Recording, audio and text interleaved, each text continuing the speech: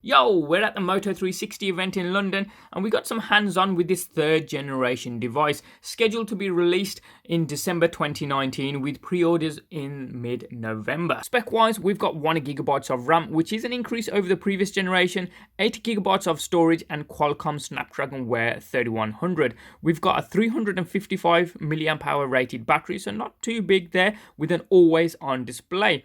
So you can go from 0 to 100 using the fast charger cradle supplied in just 1 hour. Now that's pretty cool. Now Motorola also saying with that always on display, once the battery goes to a critical mode, it can last an additional 3 days just by turning off all the functionality and just using it as a simple timepiece. And what about that display though? You're looking at a 1.2 inch OLED full display, and notice no flat tire like the previous generations, but that display does have a bezel going all the way around in black, which is definitely a couple of millimeters at least. Sensor wise, you've got the heart rate sensor as well as NFC, so you can use this device for Google payments. The design language is very familiar to what we've seen previously from Motorola, and the last generation that we saw from the Moto 360 was in 2015, so it's very familiar indeed. Now, is that a good thing or a bad thing? Do let me know. Now, as you can see, there's an extra crown on this device. So you've got the top crown where you can swivel this around, go through menus, and it's got the Motorola logo on the side.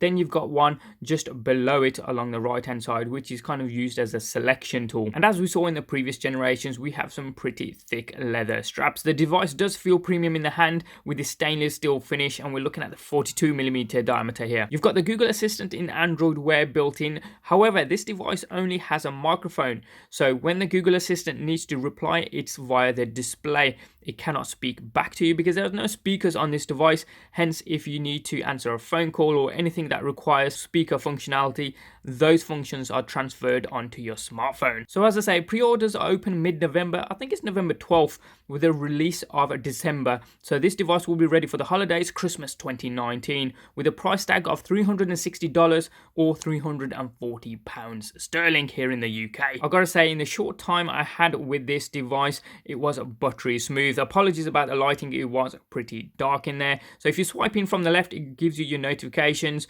and they're very smooth indeed swiping down, or you can use a crown to swivel down. Swiping in from the right hand side gives you your cards. Again, you can do this via the screen or using the crown, and as ever, swiping down from the top gives you that consistent look of your notifications panel and your tools from up there. The Moto 360 branding has been around for a while, and whilst the previous generations have been built by Motorola, this third generation has been licensed out to a company called eBuyNow, and they're the ones who are actually manufacturing the device. Do let me know in the comment section down below whether or not this Moto 360 third generation model in 2019 stands above the crowd like its first generation little brother. And as ever, thanks for watching. If you like this sort of thing, please like, subscribe and share. See ya!